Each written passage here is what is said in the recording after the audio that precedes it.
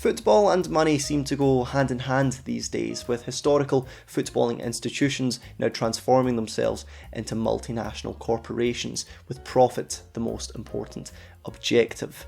With this cash grab so common, it's interesting to look across the globe and identify where this is more harshly exposed. Italy is a fine example of this, with its infamous financial split dividing the country into two halves. The generally richer region, which is essentially identified as anything north of Rome, and the generally poorer region, which is seen as anything south of the capital. This also including the two major islands of Sardinia and Sicily. Rome is its own anomaly and can swing either side of this conversation with its two major teams, Lazio and Roma.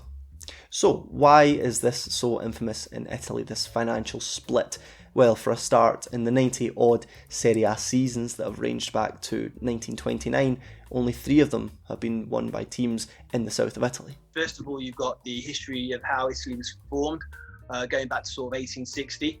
You've got the huge migration that happened later on, from realistically the 30s through to especially in the 60s, of the way that the country's developed.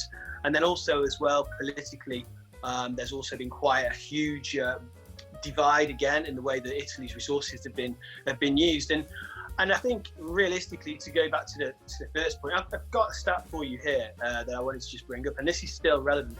On the New Statesman, this is up to date at the moment. Sorry, going up to 2016, it's a lie. So if you look in Milan in the north, the average wage per person runs out £55,000 per annum, and that's the average.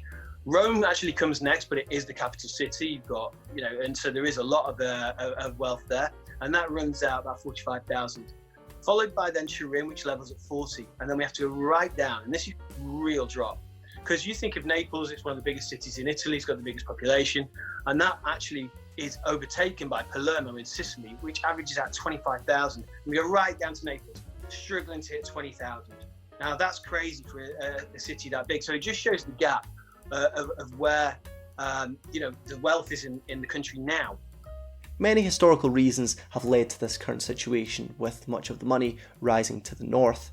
But despite more civilised times, that wealth just hasn't bled back into the entirety of the country, with the south still disregarded in many corners of Italian politics. When you look at Matteo Salvini, for example, the head of the Lega, the far-right party in Italy, he used to be, well, actually the whole party used to be actually called Lega Nord, so League of the North, before they actually rebranded it.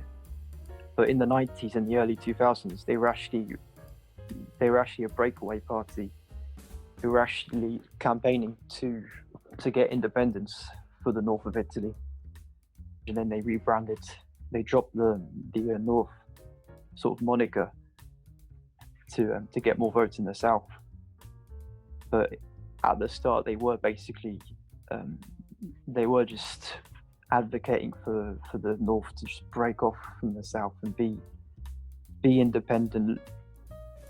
And it was a very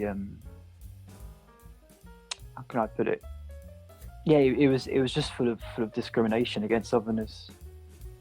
And I think it is still a thing in Italy, even if it's not as extreme as that party. You get people. There's a really offensive term in Italy which Northerners use against Southerners, called tirone, and you hear it a lot on football terraces. So it's still a thing. It's still a thing politically in Italy, I would say. The team dominating Italian football at the moment is Juventus, with their stranglehold on Serie A being an extremely tight one. Although the last few years haven't been as secure as they might have wanted, as some of the poorer teams have started to change their tact in order to keep up with the big boys.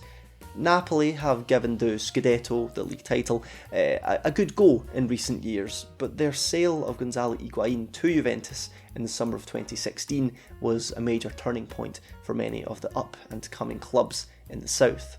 In this moment, it's normal, I think, for clubs like Cagliari and these kind of clubs to sell their players to the northern clubs. But when you speak about, for example, Higuain, something is changing, because if you think about Napoli 5 years ago, 6 years ago, they can't say no when Juventus arrived to pay the clause of Gonzalo Higuain, and it was impossible. Now they have a different way to see also the transfer market. So every time they sign a player, if they put a release clause, they always say it's impossible to sell this player in Italy. You can just sell this player outside from Italy. So it's changed. Something is changing, and you did good to say about Higuain, because he's the example. After Higuain, clubs like Napoli, like Lazio have never sold any other player to Juventus, to Inter, or like this, or AC Milan like this, because they understood they need to keep this player or to sell this player to other clubs outside from Italy. So something is changing after the Higuain deal, absolutely. And this is the same from Lazio. For example, Juventus were going to push to buy some Lazio players.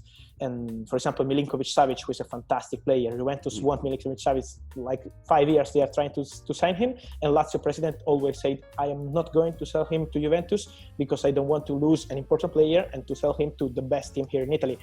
So it would be like losing 2 times. And in this moment, Lazio have decided to not sell him to Juventus. And the same are happening for Napoli, because as I told you, after the Higuain deal, they started to put this clause that they can just sell players when they have a release clause, and Napoli often put the release clause in their contracts, also outside from Italy. So they understood they can't sell players to Inter and to Juventus. Well, for example, and the last one was on January, because Inter asked for Allan, the Napoli midfielder, and Napoli decided to not sell him. Also, they were ready to get money, to speak with Paris Saint-Germain, to speak with Everton, to sell him, but not to Inter. And this is the right mentality, in my opinion. Despite the lion's share of the league's success being felt in the north, much of the country's footballing identity actually comes from the south. Take a look through the national team and you'll start to see a pattern, with a large contingent of the squad being born south of Rome, with Naples and Cagliari prominent birthplaces of players like Lorenzo Insigne, Nico Barella and Ciro Immobile. Here in Italy, I don't know how it is outside from Italy, but in the south of Italy, and I am from Napoli, so I understand so well when I'm speaking about it, they play football every day. They play football every day in the streets, like not just in the academy of the club. You can find players also when you go. It's like, for example, in Brazil, they play football every day. And the south of Italy is so similar to South America. They play football, they think about football. The babies want to become the new Maradona. If you go in the north of Italy, guys of my age, of our age, just think about, I want to study, I want to concentrate myself about my career. In the south of Italy, they speak about and they dream about the possibility of becoming a football player. The best talent of Italian football are born in the south of Italy, and they need to keep this kind of player, absolutely. I got a large range of views when talking to people about this topic, with some more pessimistic than others regarding whether the situation is improving or not. Many teams do try to stand up to the power of the north, but sometimes the money is just irresistible.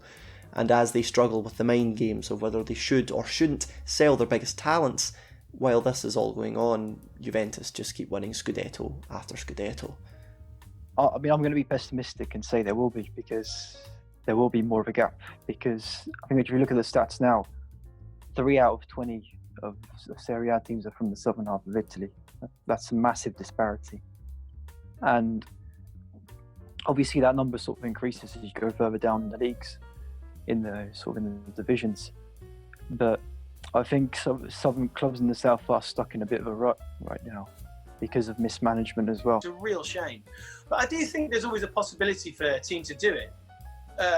Like Napoli could easily win a Scudetto. If you talk, Roma, if they get the buyout and they get the new stadium potentially as well, that's the nearest I could see of a long-term project with Roma. I say no. I say Juventus always to be the best team, and I can say Inter are improving, so I see this kind of clubs to win. Yes, Lazio can try, Napoli can try, but in 2-3 years I can see in this moment another club, a southern club, to win the league, because Juventus are another level. They have players like, if you look at the bench of Juventus, you see another top team. If they play just with their bench, I think they can arrive like 3rd or 4th in Serie A. I say Juventus and also Inter can go to compete for the league for the next 2 or 3 years for sure.